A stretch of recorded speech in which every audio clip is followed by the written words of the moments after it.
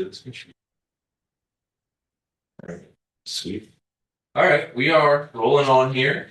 Thank you everybody for coming tonight to our June Historical Society presentation called Pathways to Freedom, Understanding Juneteenth in Central New Jersey. For anyone who's new, my name is Kellen Amy. I am the local history librarian here at the South Brunswick Public Library. And again, anyone who has not met me, I grew up in South Brunswick and still live here.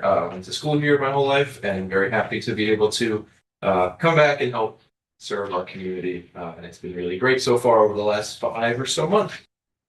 So we'll get into our presentation. The agenda for this evening, just the introduction, which I just said, we've got great presentation topical for the month. I have a sign-in sheet, which I will pass around, which you're more than welcome to fill out, just for me to make sure I get the right numbers for those who are in person. I also have a check box if you would like to be on my Historical Society email list. That's all in quotes. And if anyone's online and would like to, please just send me your email. If you can put it in the chat or send me an email, which is on the library website. Those I send out usually once or twice a week, just things I'm doing at the library and things that we have going on. We've gotten a lot of cool things coming, and things that we've completed over the last couple of weeks, and it's going really well so far. So you're more than welcome to fill that out. If you're already on it, receiving emails from me, don't worry about it. I do have that list, obviously, and we hope to continue to grow that and tell your friends, because we want to make this a big community adventure where hopefully this room is too small for us to have to hold meetings in. So we can move on here. So with this presentation being Juneteenth specific, I wanted to be able to highlight the national context of Juneteenth and its overall impact, placing historical context on its unique tradition. And we will also share local connections to Central New Jersey, specifically the story of freedom seekers in our area, which Ed will add a significant number of points about that isn't covered in the larger narrative of Juneteenth specifically. But what I wanted to note, which you'll notice as this presentation goes along, is the idea of historical empathy. And for anyone who may know anything about Juneteenth overall, a holiday concerning those who were formerly enslaved and the freedom that those people were given in the result of this holiday being celebrated now, I want to highlight historical empathy primarily through the differences in the word choice that I use to describe the topics that we're discussing. Historical empathy is something that's really been prevalent in the history field over the last couple of decades, really, that looks to change the narrative about how we use language to describe the situation or condition of someone or something. And in the context of early American history and Juneteenth, some of the aspects of this discussion apply as well. We want to emphasize the humanity of the individual rather than place labels based on the condition that were applied to them by others. And with Juneteenth talking about the topic of enslavement, we want to, what language do we want to describe that? What I mean by that is a lot of times now people will use the word enslaved person rather than slave because we're not applying, we're trying to emphasize the humanity of the individual, not apply a condition onto who that person is. Or formerly enslaved person rather than slave, or enslaved rather than slave, etc. So those will just come up, and it's just something I try to keep my note on, just to make sure I'm giving proper respect to the historical topics that we're discussing. Okay, you will see I left a packet at everybody's seat of a bunch of primary sources. I want to do these resource packets for each of these presentations, so that way people can kind of follow along with some of the primary sources that I bring up, so we can get a true picture of the historical record about a topic. And I've got 3.5 points contextualizing Juneteenth nationally and locally. So in front of you, you will have a primary source, which is from 1784, and this is more localized. But January 1st, 1863, the Emancipation Proclamation made it so that all enslaved peoples in the Confederate States were declared legally free. In places of Confederate control, both locally and in many Western states not occupied by the Union Army, enslavement continued in a variety of ways. So New Jersey, which was made up of a large Quaker population, developed gradual emancipation in the 18th century, but saw declines during the antebellum period following the Civil War. and this half point, 2/3 of the remaining enslaved peoples in the North were actually located in New Jersey. And we'll touch on why that came to be as we go along the presentation. The source that's on this first page was an act of the New Jersey General Assembly, which talks about through this gradual emancipation process, the freeing of a man that they called Negro Prime, and then talking about the property of the owner, and this person was in Princeton, and it talks about why this person was being free and how through gradual emancipation this person was set free. So I just wanted to give an example of what the text looked like at the time that you can kind of learn from as we go forward here. And it's really interesting to be able to read that, to kind of see the language about how they fit this into whichever bill that they were going on. And so they wanted to say that this man shall be trying to find this. You'll see S's are F's back in the day. So he's declared to be manumitted, which is being set free from slavery and servitude, is fully effectual to all intents, constructions and purposes, as he had been born free, any law, usage, or custom to the country of any with notwithstanding. So just an interesting point there that I just wanted to add, so that way we could continue to contextualize this thing nationally and locally. And so more on the Juneteenth holiday. It existed, existing since the earliest colonial settlers in the colonial United States. Chattel slavery, or the forced enslavement of an individual classified as property of another, was the predominant form that took place during this time. And through gradual emancipation and the outlaw of enslavement in various territories, a variety of issues contribute to the prolonged institutionalization until June 19th, 1865. This is really interesting because this chattel slavery model obviously continued during the colonial period and into the Civil War era, and then continued through the southern states before the passing of the Emancipation Proclamation. But that still continued because laws only apply where they're being enforced in a way. So we want to see how this connects locally and how it connects to the way it ended on June 19th, 1865, which is the official date for the Juneteenth holiday national. During the Civil War, as the North began to kind of enclose on the Southern Confederate States, and when Robert E. Lee surrendered at Appomattox Courthouse in April 1865, this led to a number of slaveholders freeing to Texas and the western states before/during the war's conclusion. Again, the reason being was because these states were largely sparsely populated. The rules about who could own an enslaved person, or what town or what state could take enslaved people as population, was debated. If you look up things like Kansas-Nebraska Act or the Great Compromise, there's a whole lot of stuff that went into that before the Civil War, which partially led to the Civil War happening in the first place.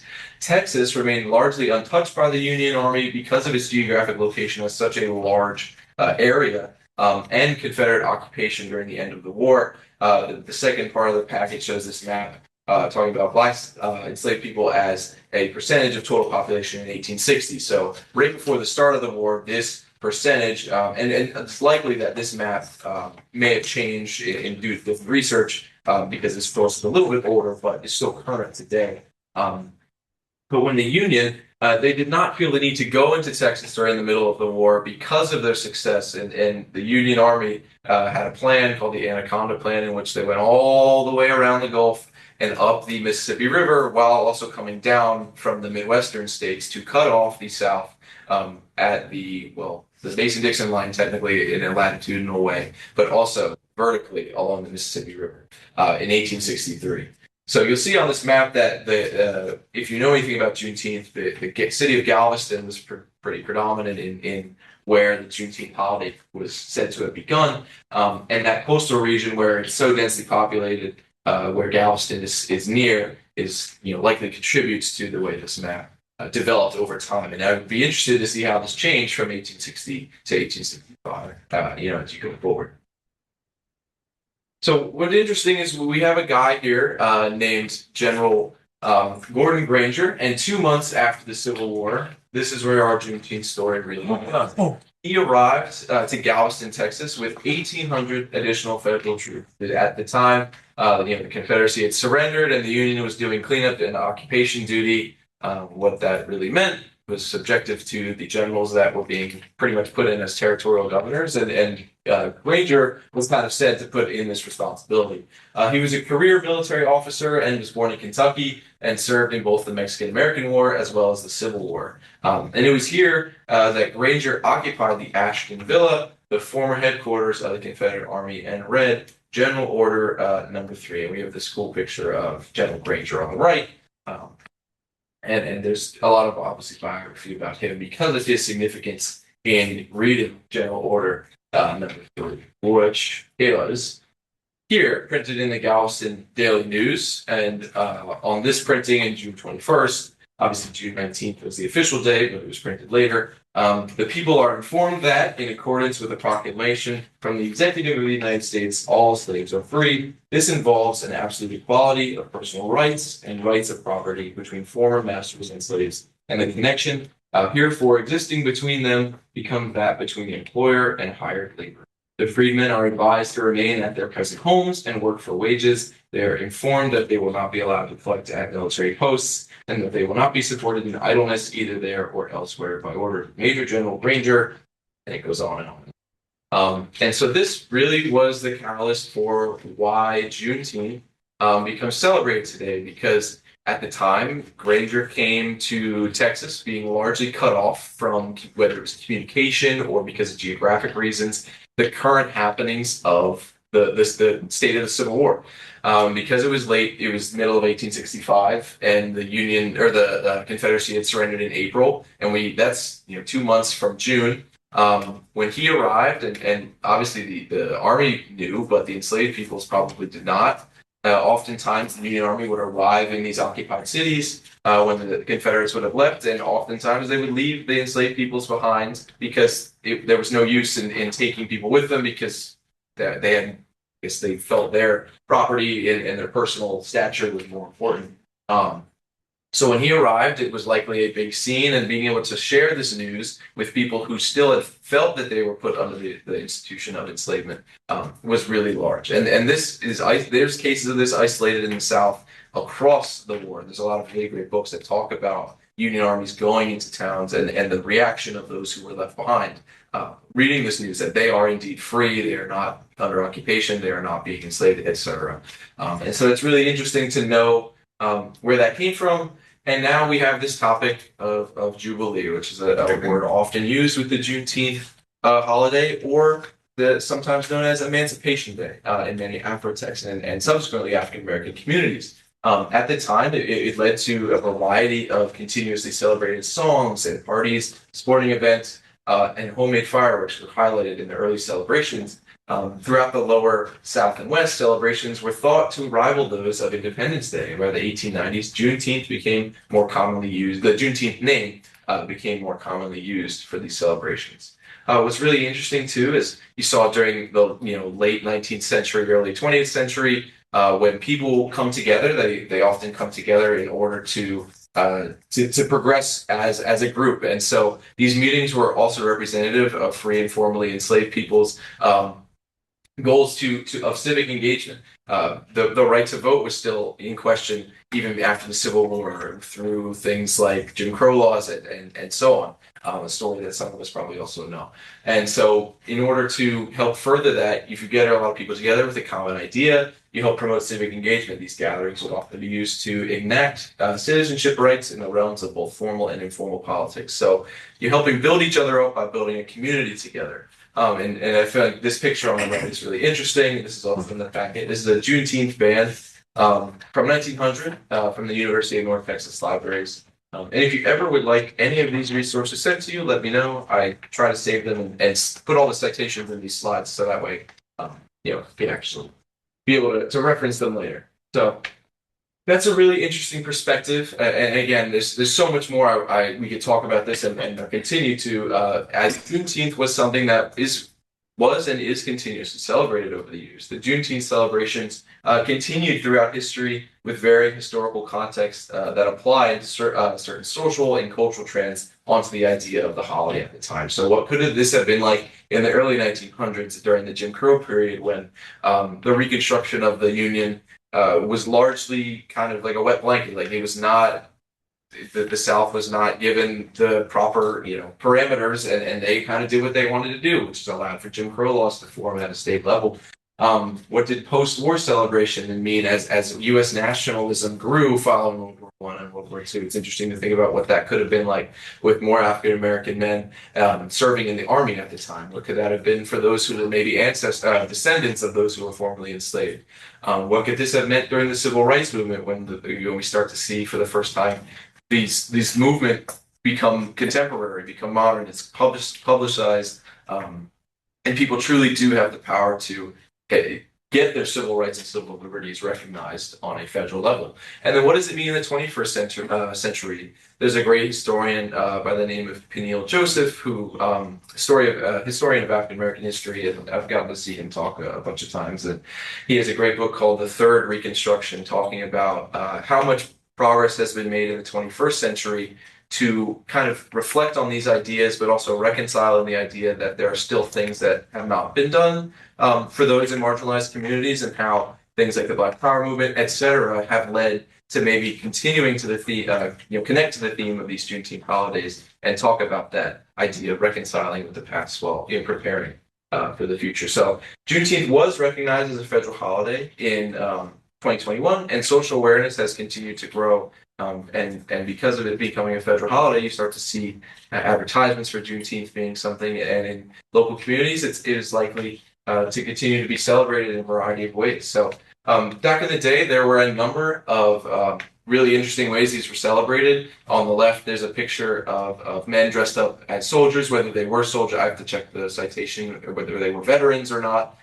Paying homage to those who were in the United States Colored Troops at the time. During the Civil War, there were also a number of parades. Obviously, parades being a hot topic back then. How would you get together and you parade through a city? So they would come up with these really decorative floats, which I thought were awesome. Whatever they took, like a carriage or a wagon covered it must be flowers or some other type of decoration, or gathering in a field, or traversing through a city.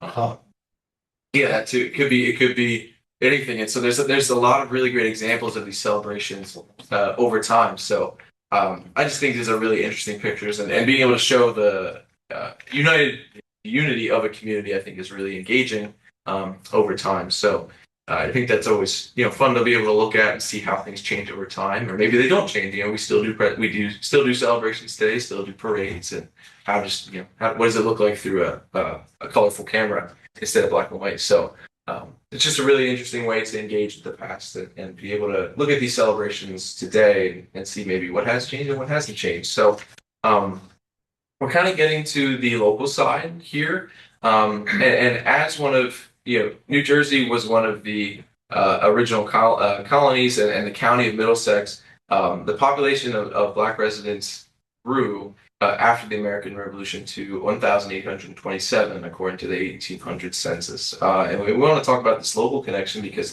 this is a local historical society, and how can we try to learn about our state in a time where state history is maybe not as largely prevalent in South Brunswick. So how can we do that? So the total county population at the time in 1800s was 17,890. Of that 1,827 Black residents, 1,500 of those were enslaved.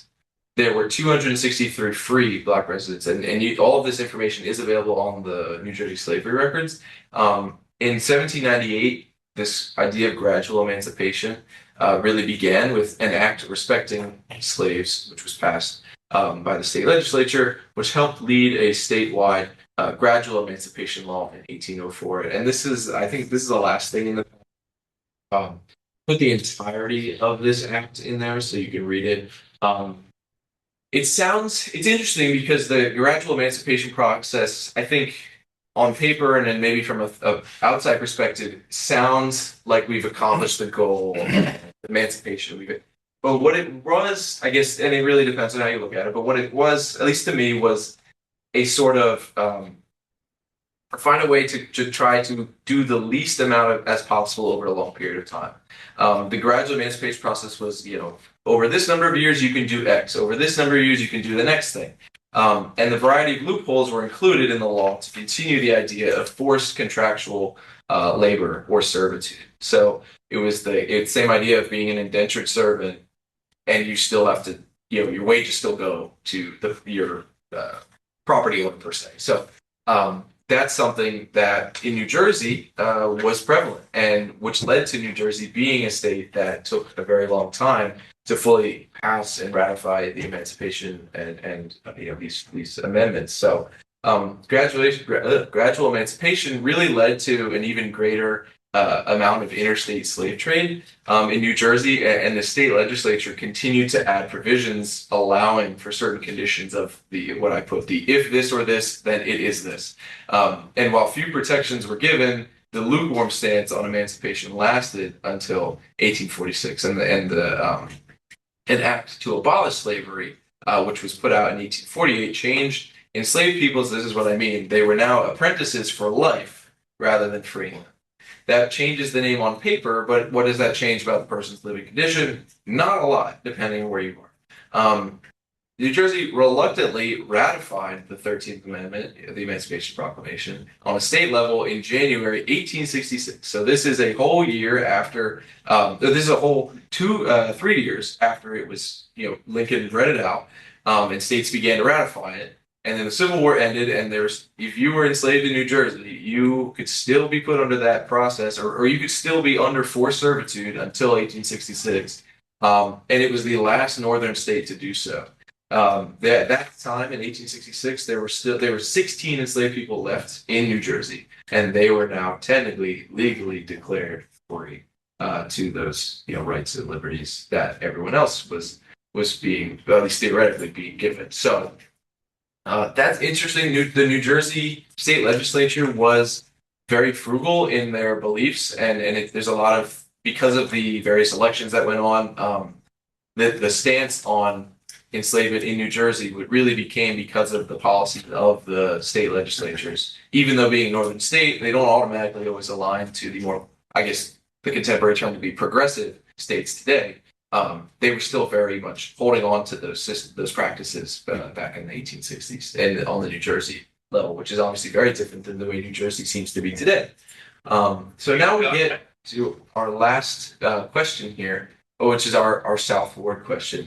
Being we are in South Brunswick, which was the South Ward back in Revolutionary times, and the South Brunswick, just as the majority of the New Jersey towns, has its own share of stories about enslavement and the freedom of its Black residents prior to 1866. And the notable people include, if any of those in Kendall Park, the Titus Farm and Thomas Titus story, Peter Ridley, who was an enslaved man he was born free on the Longbridge Farm area of South Brunswick, and had affidavits submitted to the New Jersey Supreme Court after he was taken by his overseer to Long Island during the Revolutionary War, and he was declared legally free by the New Jersey Supreme Court due to the testimonies of white residents in the Monmouth Junction area back in the 1700s. Also, Clara Voorhees and Flora Stryker, another interesting story from our area, and she was also in the Princeton area as well. While I wish we had direct references, we do not have, at least in our records right now, at least to me, from what I've found, direct references to the Juneteenth holiday in South Brunswick through a direct record. I think it is possible that as our town was home to both free and formerly enslaved African Americans, members of the community were likely active in celebrations locally. So it'd be really interesting to see whether this was the case. If there's a way to find this out, that would be an awesome discovery.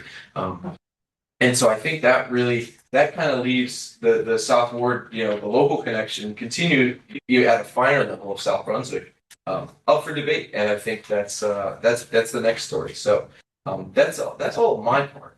Ed, you are welcome to jump in now with more local connections and maybe how freedom seekers changed over time in South Brunswick, and all of that angle there too. Right. I'd like to give an umbrella type of approach first. You gave the group a lot of information, and they may have, before I say anything, maybe you have a question that you want to ask about what Kellen said from the Juneteenth perspective, because I'm not going to dwell on the Juneteenth perspective. I'm going to dwell on South Brunswick.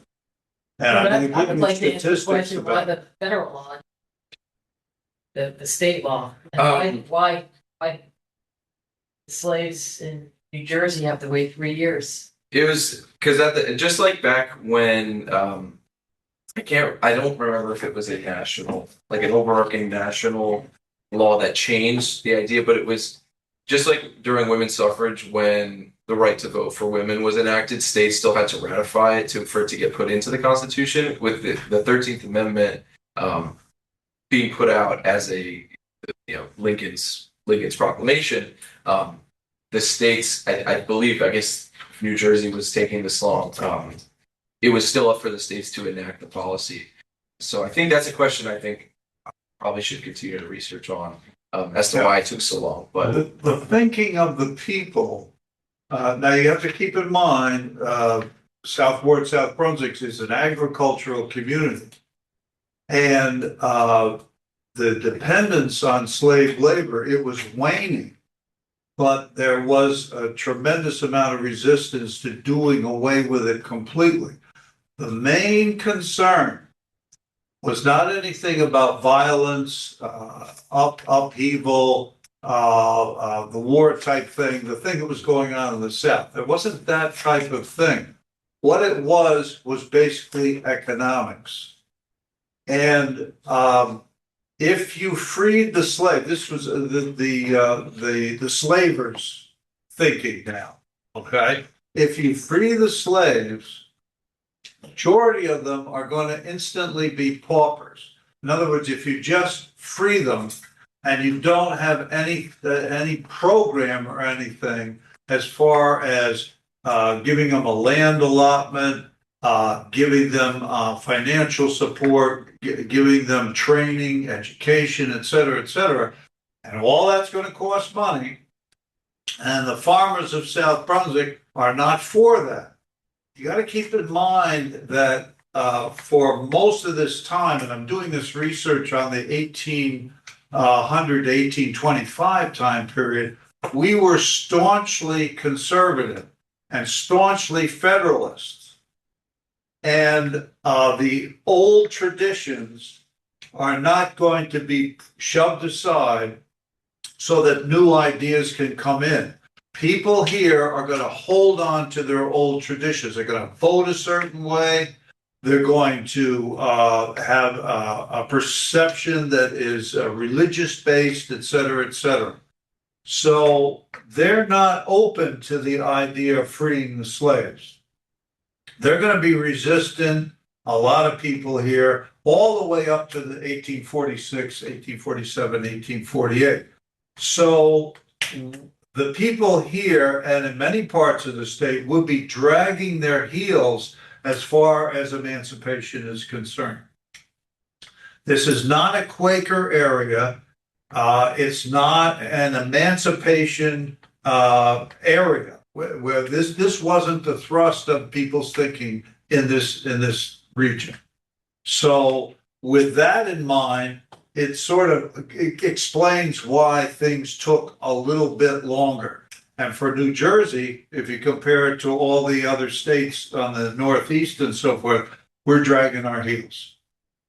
And you just have to live with it. I mean, it is what it is, and there's no way around it. The attitude of the people was, we need to hold on to the slaves as much as possible. Because if you free them, they're going to be paupers.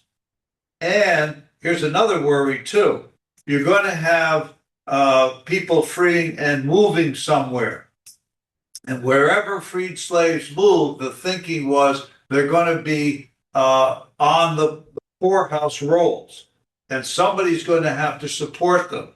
And if some come into the community, then the idea was you send them back to where they came from. So law enforcement was involved in that type of thinking too. So it's a major, major problem. If you free them, what's going to happen? And with racial attitudes and prejudices and so forth, the easy solution was, let's hold on to slavery as long as possible. There's a couple of things. Number one, you didn't mention it, but it should have been mentioned, is the fact that the Emancipation Proclamation after the war was was the second Emancipation Proclamation. The first one was made during the Civil War. Lincoln created that in order to cause chaos in the South. That's the first thing. Right. Secondly, remember, the farmers in New Jersey at that time it's an agricultural community. They were not truly wealthy people. These were people with modest incomes living on farms. Right. Slaves were property. They were assets in books in the rolls. So these people looking at, I bought this person for $300 and now I have to give this person up, give them their freedom. And then you've now just lost $300. Right, the bottom line was money. Money, they don't win anyway, which is a major part of almost anything that happens, even to today, more today. But the whole idea is that slavery at this time in New Jersey was, I mean, we live in front of Titus Farm, so we're quite familiar with the whole thing with Titus. And he was a freed man. He was buried on the property in 1827, so he was here for a while. Right. But the key with Titus, if you read the accounts and so forth, the farmers, and I think several of them were Dutch farmers, were very helpful to him to get him started and protect him, et cetera, et cetera. He couldn't have done it without that help and support. Correct. So his neighbors and so forth were neighborly. But you can imagine if the law just all of a sudden said, okay, all the slaves are free, that's it, and they're going to enforce it, what's going to happen? There's going to be trouble. Yeah. That was one of those things that didn't happen in Texas, but it just happened bingo on one day on the 19th. But what's interesting is that, of course, the Emancipation Proclamation was in effect, but only in the Confederacy. Yeah. Exactly. That's So it was not in effect in New Jersey. It wasn't supposedly in effect in Texas. And I don't think it was in effect in the border states. Well, it was under the areas that were in rebellion. So Yeah. not West Virginia, but Virginia. Right. And the 13th Amendment, which actually ends slavery in New Jersey, doesn't happen until December the 18th, 1865. So that's another 6 months after the Juneteenth. So that's the sequence of events there. And that was mine. No, yeah. There's black slave percentage too. If you look at the map, it should be something that's pretty evident. If you look, all the coastal states, all of the properties that were closest together were the the counties that had the most slaves. Yeah, that's the cotton area. Right, but there was also another reason. Remember, Teddy was part of Mexico. Mexico didn't. So when you go to the western part of it, there would have been no slavery. And it was one of the reasons that they originally that Mexico did not want American influence in their property. Americans were bringing slaves, and they didn't want this. That's why we see such a concentration along the area closest to the Confederacy. That's where we Americans had migrated to at that moment. We hadn't gotten as far as the Western chunk. They were, but it was really concentrated. So it was interesting. Oh, okay. What I want to do is trace the history in South Brunswick and just specifically give you information about South Brunswick. And of course, when we go back, we're talking about the South War. It all starts around the year 1700. That's when the first settlers are coming in to develop the area, cut down the trees, get the farms going, and so forth. Now, the original people who came in, the Higgins, the Dutch families along Route 27 and Kings Highway, and the Presbyterians, the Dutch Reform, and so forth, they're bringing slaves with them. And several of these slaves were coming from Long Island, if they're Dutch, They're coming from Piscataway, if they're English, Huguenots, those are the French Protestants and so forth. They're bringing their slaves in. I would guess that the slave population in 1700 was probably less than 50. Less than 50, but based on my research, and I can only give you an estimation. Okay, now I want to trace the progress of it, and when I say progress, I mean the development of it, and what were the numbers? What are we realistically talking about with South Brunswick? If you look back at the laws, and even before 1700, and they say the major concentration of slavery in New Jersey was Bergen County. And you don't automatically think of that, but that's a heavy Dutch populated area in the 1600s. And they're staunchly in favor of slavery. And they're the ones that give us the term plantation for a farm.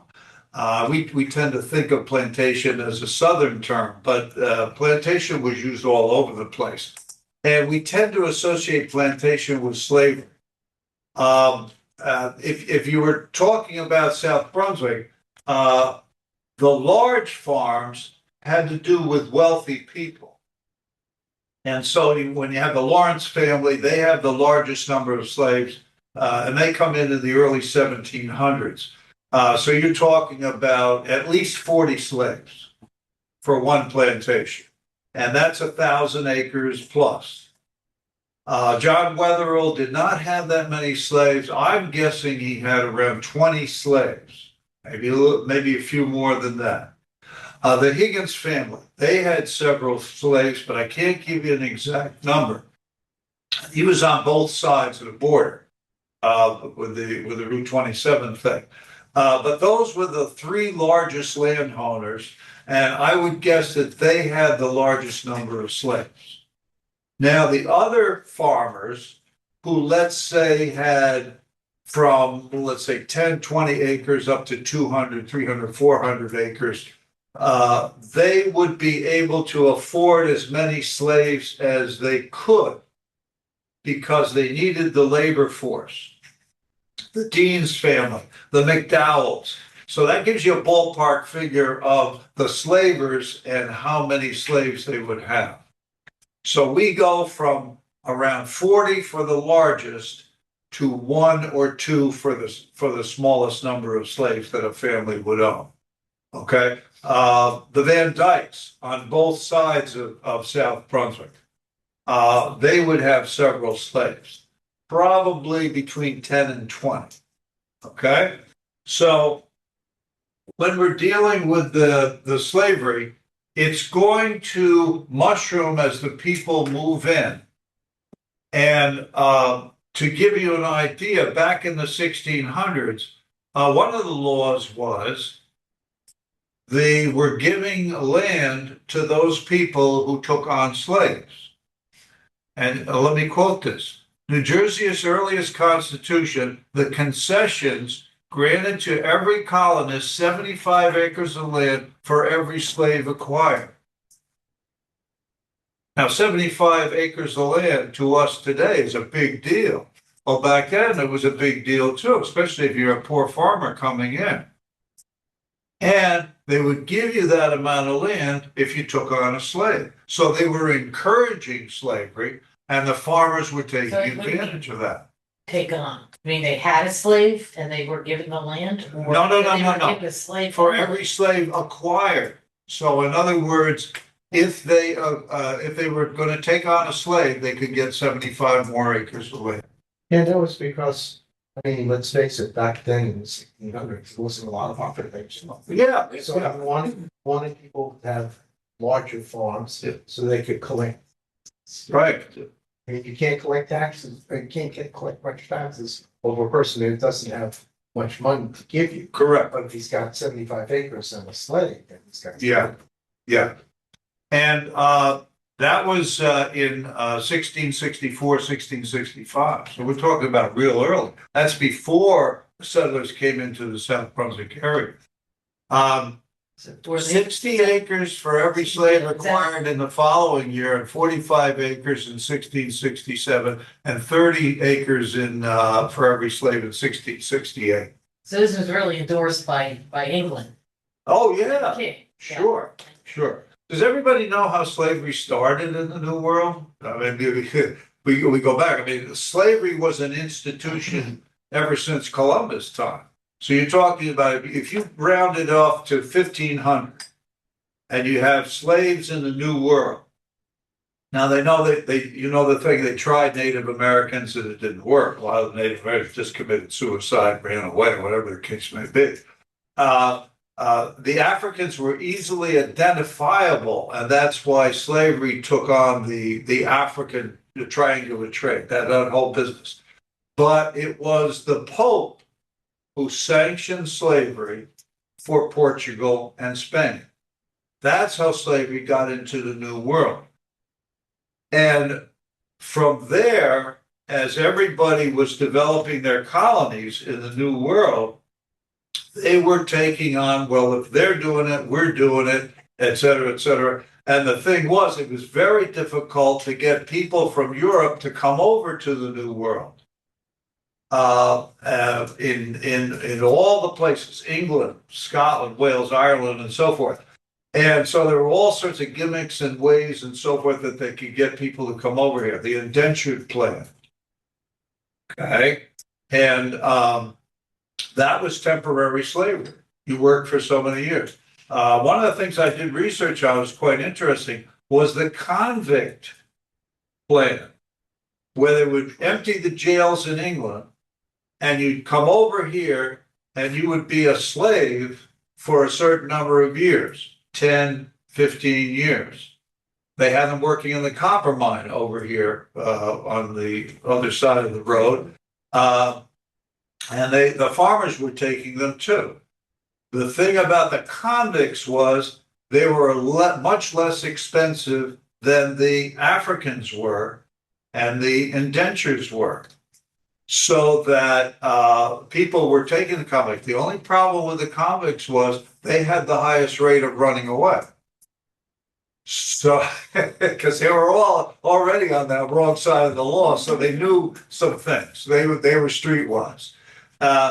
So they had all these programs and so forth, but slavery became the most profitable because the African Americans were the most easily identifiable as far as runaways were concerned.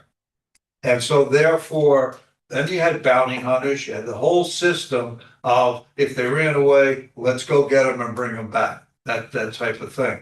So it developed, but what I'm saying is we're talking about hundreds of years of this institution. Okay? Now, let's get up to a time period that we can talk about with the statistics and all that. I did a search, and this is person by person, and I have the names of, I would say, 95% of the slaves in South Brunswick. Some of the slaves and I'm talking about after 1800, had last names to go along with first names, but the majority of them just had first names. And I've only done this once, and I think it's a great idea, and I would hope that South Brunswick, the empty suits and town fathers and so forth, would go for this again. You know how with a tragedy and you're reading off the names of the victims and that type of thing, and they did that with the Twin Towers thing and so forth. I did it once, and I did it when Black Lives Matter was very much involved in trying to make some change and trying to educate people and that sort of thing. And some Black Lives Matter people came to me and asked me to do a talk on the slaves of South Brunswick. And what I said I would do was not only give a talk about them, but I would read off the names of all the people who were slaves in South Brunswick at a certain time. And this was my early list because I hadn't researched the 1800, 1825 yet. So this was the slave names during the American Revolution. And I had almost 100 names to read, and I read every single name. And you could hear a pin drop while I was doing that. And we did it on the lawn in the back of the library, and we had our chairs and so forth, it had great impact. And I would love to do that again. You talk about a Juneteenth celebration. We could do that Juneteenth for South Brunswick, and I could read off the names. I have the families and so forth. And I'll read some of the family names to you of the latest census I took, which was 1825. But you got to keep in mind there's a problem with the census thing too, because the War of 1812, when the British attacked Washington, D.C., they burned down the building that had the census records in it. And there were only a few states where they saved the census records. New Jersey was destroyed. So the 1790 federal census and the 1800 federal census, and I don't know about the 1810, but I think that went too. We don't have a New Jersey federal census. And then there was some problem of those who were on board to take a census in 1820. There's some problem there with New Jersey too. So 1830 is really the first official census that's still around that tells you who was around in South Brunswick. And I'll be getting to that in the next 25 years that I do. But anyway, let me give you some statistics. I have for 1820, South Brunswick is 84% white. South Brunswick is 16% African American. 11% is are slaves, and 5% are free. So before the emancipation comes along, we did have free African Americans in the South War. We don't have this concept of all the African Americans in the South Ward were slaves. That's not true. Now, if we go to 1825, oh, by the way, I have the numbers, and because I counted up the names that I have. For the 1800 to 1825, you have 84% white, you have 11% slaves, and you have 5% free. So the percentages stay the same. But that's not much of a leap from 1820 to 1825. But there will be a reduction in the number of slaves, and there will be an increase in the number of free African Americans as you head towards 1846. I don't have those statistics yet because I haven't done the research. Now, I have found in 1825, 218 free African Americans. These are names. Now, these are all ages. So we're talking about a kid who's 1 year old to an elderly person who's close to 100 years old. All right? So that's everybody. Those are all the names. And 401 slaves. That's in 1825. And that's quite a sizable number. Now, the problem is when you do a census on your own and you're looking at the records and the wills and all this stuff and all the sources I used, it's hard to say that in 1825, this person was still a slave because I'm doing a time period of 1800 to 1825, and they could have been freed in that time period. They could have been a slave up till 1811, and then they got their freedom, and then they were free from 1811 to 1825. So those numbers are misleading. And I would say this, for the 401 that I counted as slaves, during the 1825, some of them got their freedom. Okay. And several of them moved on, like several of the whites moved on. What was happening in South Brunswick was the families that had lots of kids, the farm can't support all those kids. So a lot of the white farmers were moving west into Pennsylvania, Ohio, New York State, even further than that. And I have records of the families and so forth that were on the move. Many of the free African Americans did not stick around here. They moved out also. One of the problems was the land was playing out. They weren't doing the crop rotation like you do today, leaving fallow fields and so forth like that. And you got to keep in mind that a farm back in those days was about half cleared. So if somebody owned a 200-acre farm, they were lucky if they had 100 acres to farm, because the rest would be the woods, the swamp, marsh, whatever you want to call it. And so a lot of the land wasn't that fully developed yet. And as they cleared more and more area, and they were planting more and more, then the soil is being played out and so forth. And they weren't fertilizing the soil, et cetera, in the best way that they could. They had to wait for the Rutgers Ag School to come along and tell them how to do that. So there were things going on that were going to force things to change. And with that in mind, if the farms were failing, and there were a couple of years in that 1800, 1825, things were really economically rough, and the weather was really bad and so forth. They had one year that I wrote about where they had frost in August, they had snow in July, and it ruined several of the crops, and the farmers had nothing.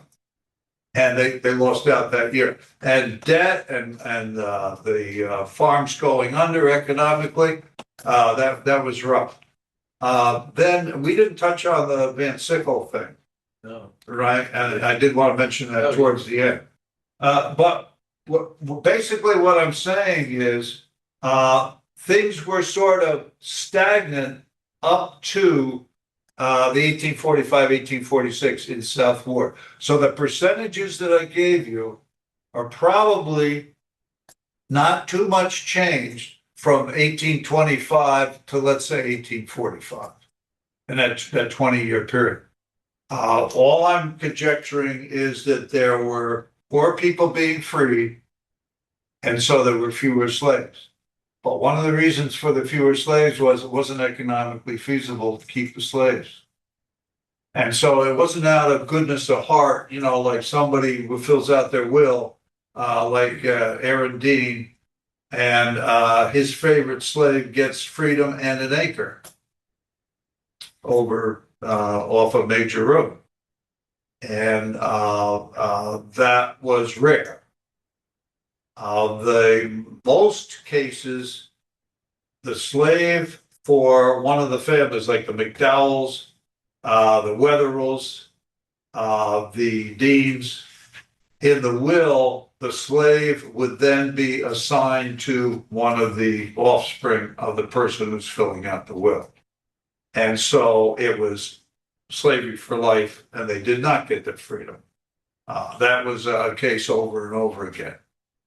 Okay. We didn't have a Quaker population in South Brunswick saying slavery must be abolished. We must do away with slavery. That was in West Jersey. We were close to West Jersey, but we weren't close enough. So the Quaker closest to us would be in that Princeton area there, but not in South Brunswick. It was interesting. All your doctors in South Brunswick, all your ministers in South Brunswick had slaves this time. So you didn't have a voice in the wilderness saying, let's do away with slavery. It would have been great if we did, and the story would have been really, really grab you, but we didn't have it. Okay. And so the best that I can do is read off the names and consider them heroes. I have lots of names to read off. So if you want to talk that up, I'd be glad to do it. Ed, did you take Anytime. into account that during that period of time, like the 1840s, people were migrating west? Because Well, that started, you know, the Louisiana Purchase, all of that land was now opened up to Yeah. the country. So if you have a failing farm in New Jersey and it's not sold so well, you want to move your family west, you might want to get rid of that other person that you have there, because you might not want to take them with you. right, Which is a lot of You and kind a of lot- leave it to them.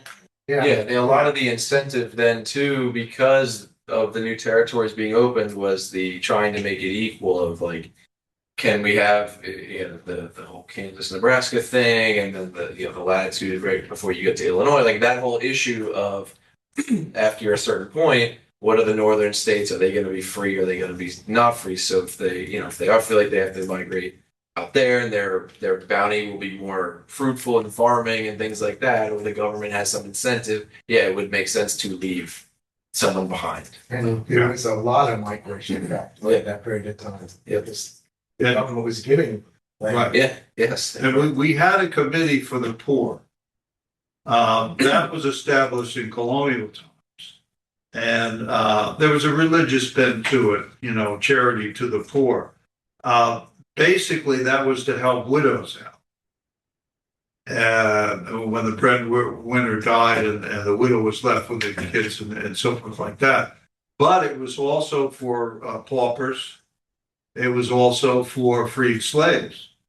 So we had that going for us. And I have the names of some of the people who were the commissioner of the poor. And so that was a local thing, and all the townships had that. But as I say, if you were a pauper and you came into a community, that's a burden for the community you're coming into. And the rule of thumb back in those days was, oh, let's welcome that person with open arms and help them out. No, it was get your butt back to where you came from. And so they would escort them back, be the county sheriff or whatever the case may be. Law was a little loose back in those days because we had county level law enforcement. We didn't have local level law enforcement. So there were probably a lot of things going on that have never been recorded. We don't know. And also, got to keep in mind that our government records were destroyed in a fire at one of the McDowell houses. And that was for this whole time period that I've been talking about.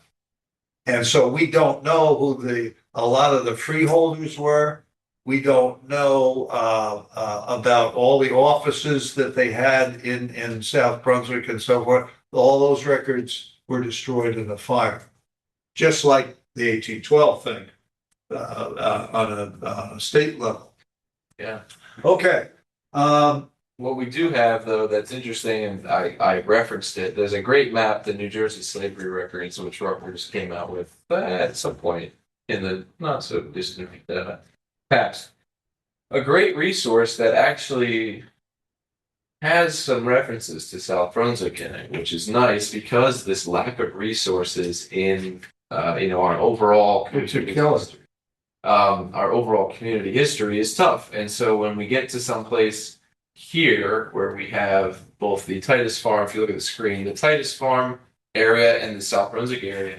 The South Brunswick area, this point talks about the birth and also the eventually death, but the birth of Flora Stryker, who was and as well as Clara Voorhees, who were both people of African descent who were born in this area of South Brunswick, and their enslaver at the time was Matthew Rue. And what's interesting is if you click on the links, it'll take you. They were twins, and these were their names as time went on. But this is when they were born, and so being able to have these records is great because we know this exists and this happened because this obituary, which I included in the slides, actually talks about Clara Voorhees. In 1890. Yeah, Kellen, and notice the last names of the two people. Yeah, Voorhees and Right. Stryker. Yeah, Voorhees and Stryker, and those would be slaver names. there we go. So this is really interesting. And she was in Princeton at the time. And obviously seeing the language of 1893 is interesting. And she was 97 and she was born in South Brunswick. She was known by every graduate of Princeton College for the last 60 years, lived all her life. And I guess she must have been a cook at Princeton at the time.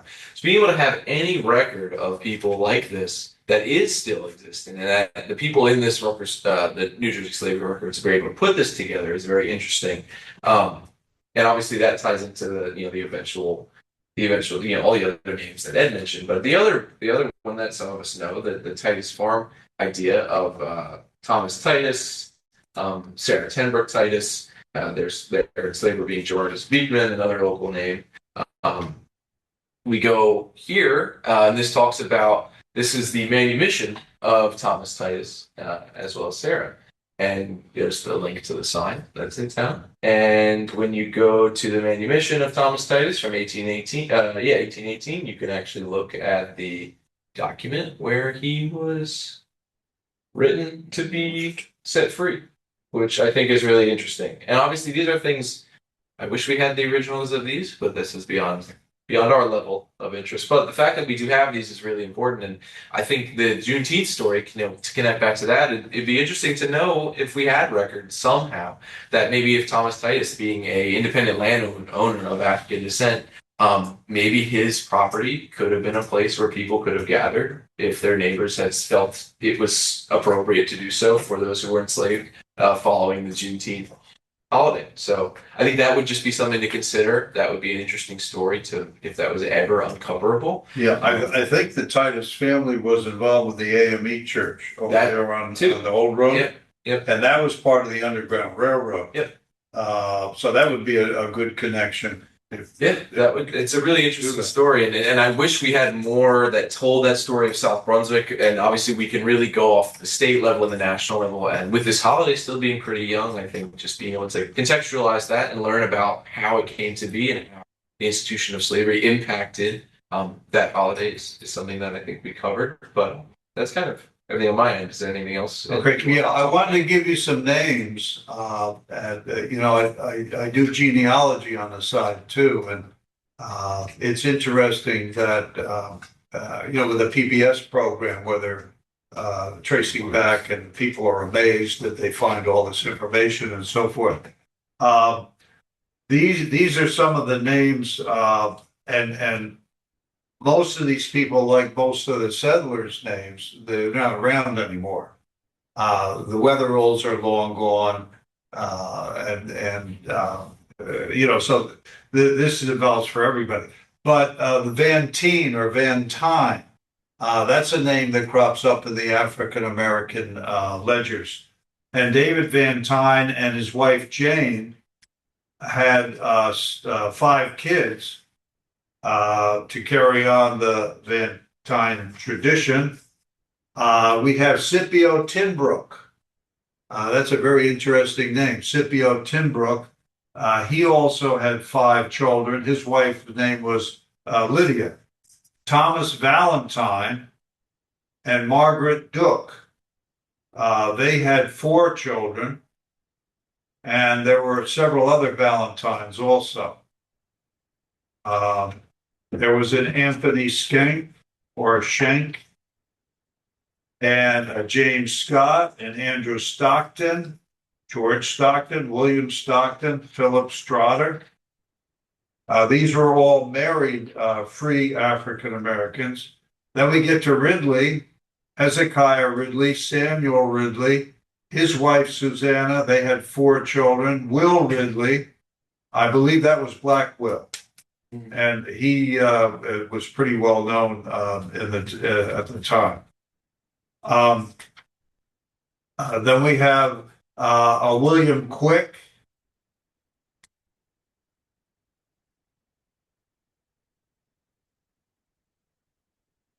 And I'm just trying to pick out some names that hopefully will become household names. Richard Little and his wife Mary Tucker.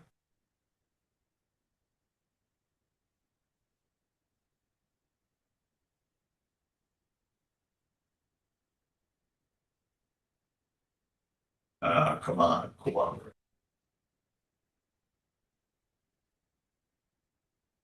James Jenkins and his wife Sarah. The Johnsons, Peter Johnson and William Johnson. Here's an interesting name, Pompey Henry and his wife Clary. Then we get to the Higbees. Now, the Higbees are interesting because they may be of African American and Native American descent. And one of the Higbees ended up on the reservation down,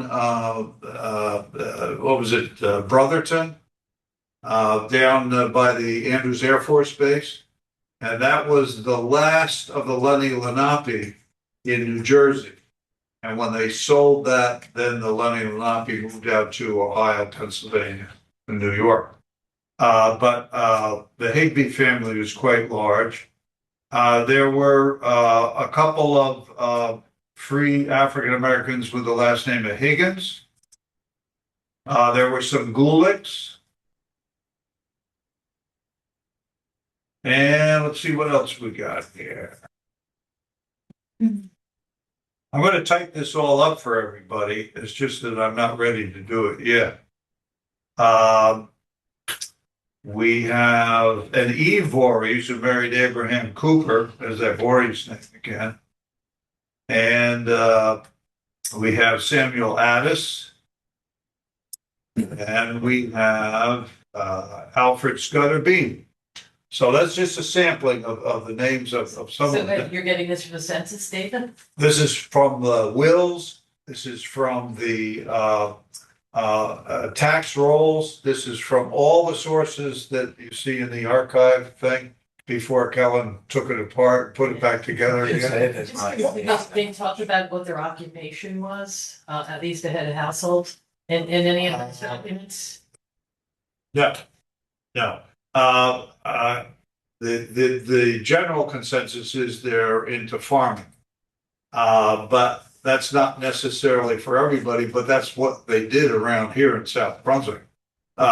Basically, your jobs in South Brunswick were ancillary to the transportation thing with the stagecoaches, later the canal, the railroad, that type of thing. So you could do that. And then you had, let's see, you could do apprentice type work. So in other words, a freed slave, and this is one of the tricks they were doing when they had the first emancipation laws in New Jersey. A slave owner would turn his slave into an apprentice, free him, turn him into an apprentice. And so the person was still, in a sense, a slave, couldn't go anywhere, had to work for so many years, learn a trade, possibly, and probably just be doing farm work the whole time. So yeah, that was it. It was basically farming. Yeah, that's what we were all about. Now with the slave names, as I say, the majority of them are just first names, and I don't have a last name for them. I can read them off, and there'd be go on and on and on. But I just thought you might want to know some of the names of the free African Americans who were in South Brunswick. All right. How about the Van Sickle thing? You want to finish? Yeah, there was brought up at one of our last couple meetings ago. There was like the Van Sickle family in New Jersey. Had a large number of enslaved peoples in the early New Jersey period. There's been a lot of efforts done by organizations across the state to help document those. Yeah, they have the names documented. They have the of names the slaves that were sold down records exactly, and the slave trade from New Jersey and into the South and vice versa. And that's just an interesting thing to look into, and something that I think would be. Yeah, this is the work. There was a Judge Van Sickle over in South River, and he had a relative, I think it could have been his brother, who was a slave merchant down in New Orleans.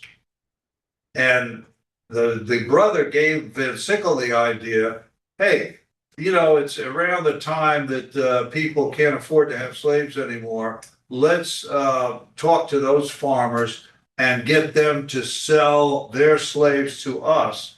and then we'll sell for 4 times the amount of money that we had to pay for the slave, and we'll get our money when we sell the slave down in New Orleans or Louisiana. The judges were corrupt back then too. Oh, oh yeah, and he was a nasty guy as far as what I've read about him. But the thing was, I have not found a farmer in South Brunswick who sold a slave to Van Sickle. But I would guess there's probably some, and I just haven't found them yet. But they do have the list of the names. Yeah. The thing is, most of the names that are on there are just a first name and not with a surname. So it's very hard to tell. If you have Amy, a slave who was sold down the river through Van Sickle, well, I have many Amy's on my list, but I don't know if that's the Amy that's on that list. How are you going to tell? I would imagine that we did have some in South Brunswick that were sold down the river, but I can't prove it. And because of his position as a judge, being able to access those records is being a while. And the law came down on him pretty hard once they discovered what was going on. Because he had boats coming right up to South River. And the interstate slave loading trade them on the boats and going out. It was banned. The interstate slave trade was very much banned in a lot of places as well. Yeah, it was all illegal what he was doing. And so it's a big deal that that was probably the worst that happened in our area. Yeah. As far as slavery is concerned. Because those many of those slaves who were sold down the river were worked to death. And the thing is, all we have left are the names. That's it. Yeah. Which is why being able to, having the Juneteenth holiday and reflecting on what it truly meant in a national context, why it means so much. Yeah. So I think we could do something. Oh yeah, I agree. I have the names, and it would be great. We had the thing where the kids in the middle school, got one of the McDowells recognized for a sign. A Revolutionary War veteran. They haven't processed it yet, the town fathers, but I did get Vincent Weather, and he's going to have his sign up. And I don't know where. Somebody was asking me what street it should be on. You're talking about street sign. Yeah. What's that? You're talking about the street sign for veterans. Yeah. Right. We'll finally have a Revolutionary War person recognized in the street sign program. It took a little while. If we could get something done, I don't. Did they do one for Aaron Hush? That would be great too. Yeah. See, I don't know what Aaron Hush. I don't know what the problem. For those who don't know, Aaron Hush lived at the time in Franklin, but he was a African American man who owned property in South Brunswick the majority of his life. But he also served in the United States Colored Troops in the Civil War and fought in a number of battles in the South Carolina area. And we have a lot of his records. And in the early 2000s, his family did a number of there was a number of research done after a man, Katie, discovered the burial site in Right off on Sand Hill Road, Dundee area, where I live, which is crazy. Yeah.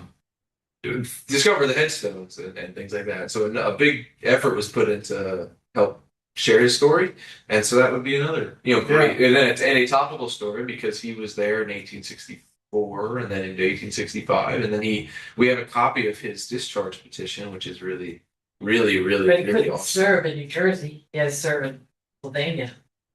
Yeah, he listed, Because he wasn't allowed to enlist in New Jersey. and then he had to go. He got sent down. He was in I just wrote. Somebody was just researching. Was either like the 32nd company H, whichever.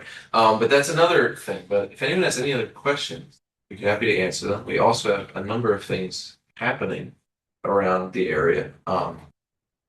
Anyone who wants to be on the email list, those of you who check this off, thank you. We have a QR code too on the screen and outside. I will say, if you're interested, we have a lot of free things that I think everyone will enjoy outside behind the desk here. I'm trying to make that the local history hub for the information that we're trying to do here at the library. The next event, which is on some of the posters that I left out, is on the 29th. And because of the 4th and because of the revolution and the 250th, we're really going to focus on the revolutionary topic again and focus on the conflicts that happened in the southward area. And we will try to dive and make as much historic interpretation about these skirmishes as we can on the 29th at 6:30. And behind the IS desk over here, we have a bunch of materials still related to Juneteenth and then some flyers for the next event, as well as the sign up for the email. But the thing that I am most proud of, because we just been getting them out and they've been going like extremely fast. We have, if anyone knows what a zine is, or a zine, okay, for anyone, I'm just gonna say it. A zine is like a small portable, it's kind of like a cult following publication, a self-published item, bound item, like a magazine or a fanzine. It's what it's based out of. And we created, one of my colleagues does a zine program. A zine is like a do-it-yourself kind of, you could be about anything. It could be a comic, it could be a story, it could be a collage, but in like a little book form.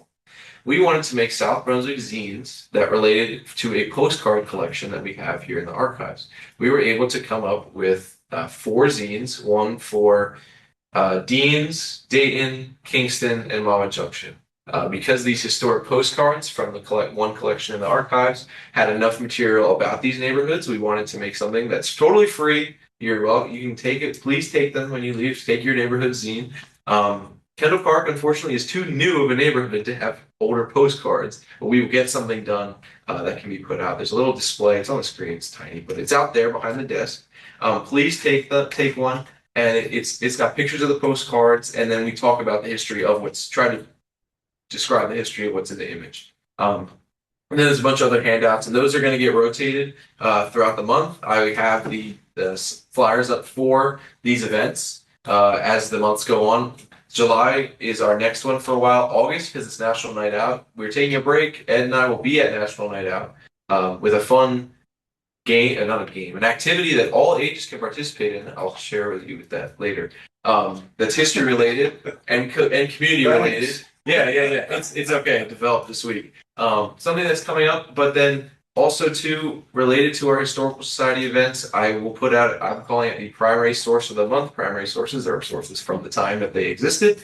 So this month, I put out the general order pack, like a little packet that described the general order that the public could take, which people were taking. And then I'll work on something that relates to the southward skirmishes that the public can take and learn more about. Just something passive. And as time goes on, I hope to add the finding aid for the archives out there and a bunch of other fun things. And it kind of will go on and on and on. And yeah. Why don't you tell people that I got a free?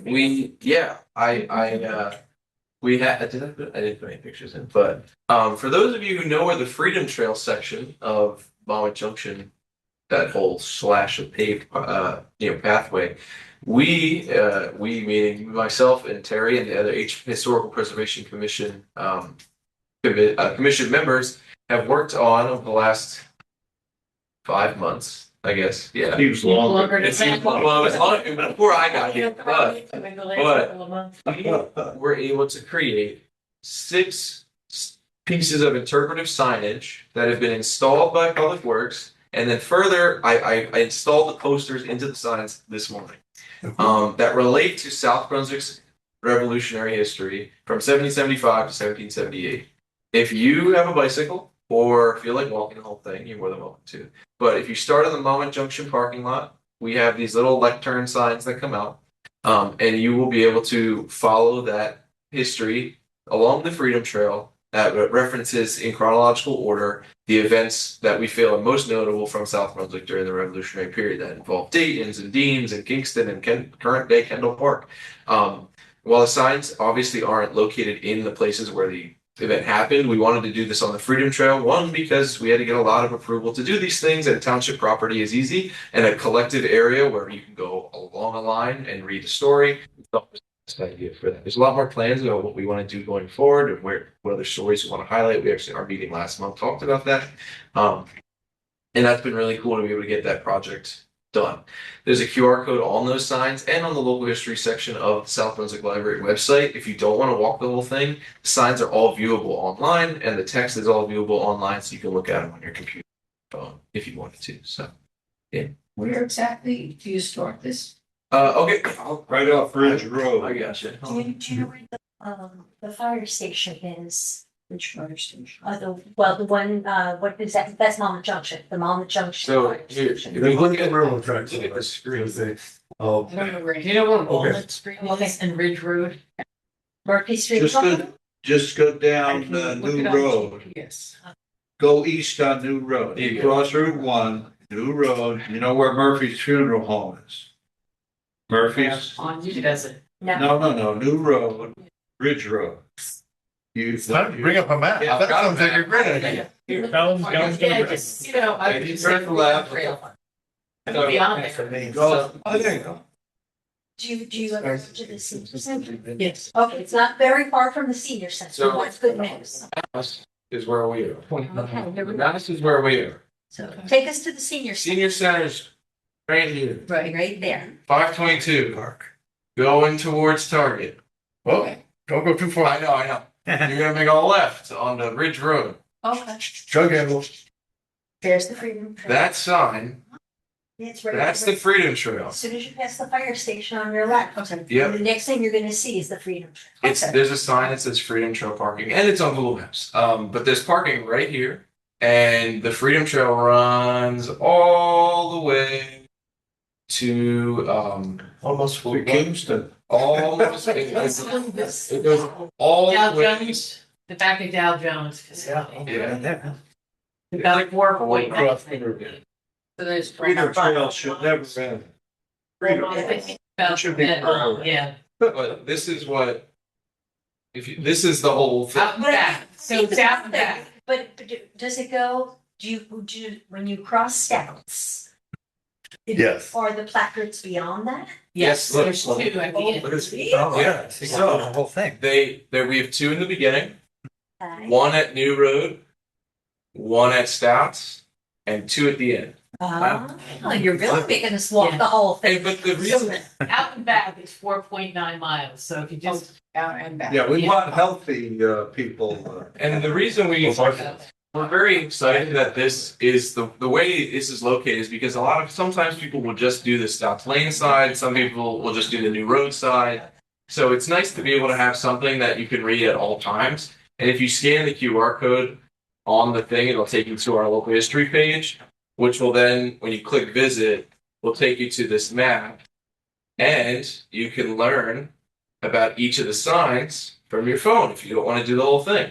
And so if you started at the New That's Road called end cheating. and didn't want to go, it's called accessibility. If you didn't want to go all the way to the end, you could go to the Road to Mama sign, click on it, and the text is right there.